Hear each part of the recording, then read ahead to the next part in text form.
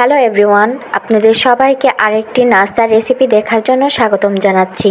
আজকে আমি আটা আর আলু দিয়ে খুব সহজ এবং সবচাইতে মজার ক্রিসপি নাস্তা রেসিপি শেয়ার করব। অবশ্যই আমার ভিডিওটি লাইক এবং কমেন্ট করতে ভুলবেন না। প্রথমে ডো বানিয়ে নিব। এর জন্য একটি বল নিয়ে নিয়েছি। দিয়ে দিচ্ছি 1.5 কাপ আটা আর দিয়ে দিচ্ছি হাফ চা চামচ কালো জিরা আর সামান্য লবণ টেস্টের জন্য। দিয়ে দিব 1 টেবিল চামচ তেল।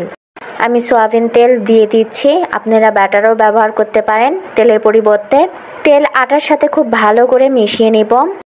যখন দেখবেন আটা মুঠো চাপলে দলা পাকিয়ে যাচ্ছে খুব সহজে আর খুব সহজেই ভেঙে যাচ্ছে, তার মানে আটার সঙ্গে তেল ভালো করে মিশে গিয়েছে।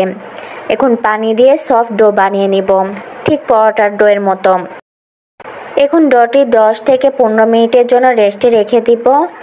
আর এই সময়ের মধ্যে আমি পুর তৈরি করে নিব। তার জন্য ফ্রাই প্যানে দিয়ে দিচ্ছি 2 টেবিল চামচ সয়াবিন তেল, হাফ চা চামচ আস্ত জিরা আর 5 ফোড়ন। এখন দিয়ে দিব পেঁয়াজ কুচি আর কাঁচা মরিচ কুচি। মরিচ পেঁয়াজ নরম করে ভেজে নিব।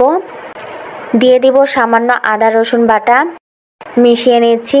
স্বাদ মতো লবণ দিয়ে দিব, সামান্য হলুদ গুঁড়া, হাফ চা চামচ চাট মশলা, হাফ চা চামচ গরম মশলা, 1/4 চা চামচ মরিচ গুঁড়া। সব কিছু ভালো করে মিশিয়ে নিব। এর মধ্যে দিয়ে দিব ম্যাশ করা সিদ্ধ আলু। আমি 4টি আলু ভালো করে সিদ্ধ করে ম্যাশ করে নিয়েছি। আলু মশলা 2 মিনিটের মতো ভেজে নিব। শেষের দিকে দিয়ে দিচ্ছি সামান্য বিট লবণ। এখন আলুর পুরটি নামিয়ে নিব। রেস্টে রাখা ডো অনেকটা সফট হয়ে গিয়েছে। এখন ডোটি 4 ভাগে ভাগ করে নিব। আর লেচিগুলো সুন্দরভাবে ঠিক এইভাবে গোল শেপ দিয়ে দিব। একটি লেচি নিয়ে সামান্য আটা দিয়ে রুটি তৈরি করে নিব। রুটি ঠিক এরকম পাতলা হবে, খুব বেশি পাতলা আবার খুব বেশি মোটা হবে না। একটি রুটি তৈরি করা হয়ে গিয়েছে, আরও একটি রুটি তৈরি করে নিব। খেয়াল রাখতে হবে যেন দুটি রুটি সমান হয়। একটি রুটির উপরে ঠিক এভাবে আলুর পুর দিয়ে দিব। আপনারা দেখেই বুঝতে পারছেন আমি কিভাবে এই কাজটি করছি। পুরটি সমান করে ছড়িয়ে দিতে হবে। পুরো রুটি ছড়িয়ে দিব না, ধারের কিছু অংশ ফাঁকা রাখব। আলুর পুর ছাড়া রুটির ফাঁকা অংশে পানি দিয়ে দিব। আর আরেকটি রুটি উপরে দিয়ে ধারের অংশে একটু চাপ দিয়ে মিলিয়ে নিব। রুটিটি উল্টিয়ে সামান্য বেলে বড় করে নিব, এতে পুরগুলো সমানভাবে ছড়ে যাবে। এবার নাইফের সাহায্যে ঠিক এরকম 3 কোণা করে নাস্তার শেপ দিয়ে দিব।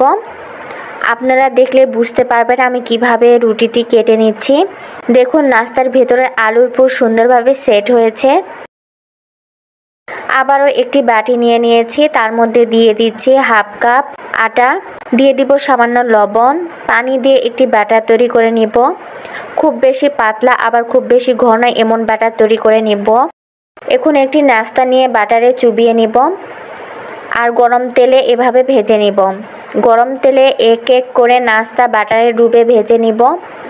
এর সময় চুলার ফ্লেম মিডিয়ামে রেখেছি যাতে খুব তাড়াতাড়ি কালার চলে না আসে। মাঝে মাঝে সব নাস্তা উল্টিয়ে পাল্টিয়ে নিব।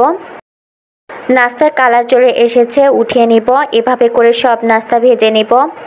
এই নাস্তাটি তৈরি করে আপনারা ডিপ ফ্রিজে সংরক্ষণ করতে পারেন। বিকেলবেলা যদি এইরকম টেস্টি আর ক্রিসপি নাস্তা থাকে তাহলে খুব সহজে প্লেট ফাঁকা হয়ে যাবে। আমার ভিডিও একটু যদি ভালো লেগে থাকে তবে অবশ্যই আমার চ্যানেলটি সাবস্ক্রাইব করবেন এবং তার সঙ্গে আমার পেজটি ফলো দিতে ভুলবেন না। আপনারা সবাই ভালো থাকবেন, সুস্থ থাকবেন। আল্লাহ হাফেজ।